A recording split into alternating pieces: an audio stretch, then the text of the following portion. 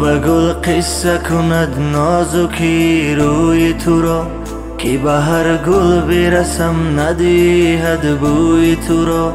اگر دورم ز دیدارت دلیلش بی وفایی نیست، وفا آن است که شب و روز میکنم یاد تو را.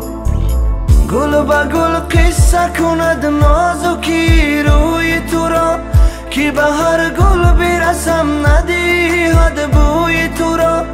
اگر دورم ز دیدارت دلیلش بی وفایی نیست، وفا آن است که شب و روز میکنم یاد تو را.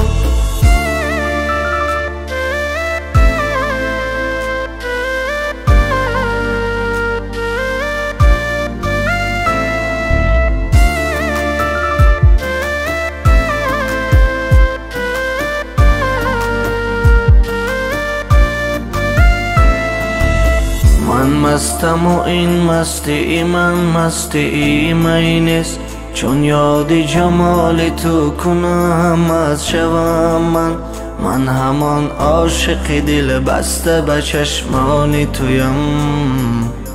عاشق چشمانی آن چشمان شهلای تویم.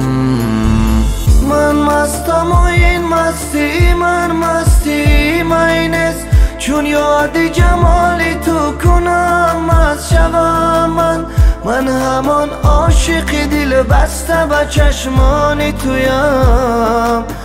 عاشق چشمانی اون چشمان شهلای تویم. گل به گل قصه کند نازکی روی تو را، که به هر گل برسم ندهد بوی تو را.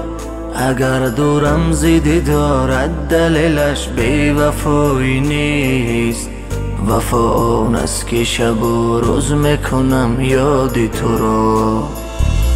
گل به گل قصه کند نازکی روی تو را، که به هر گل برسم ندهد بوی تو را. اگر دورم ز دیدارت دلیلش بی وفایی نیست، وفا آن است که شب و روز میکنم یاد تو را.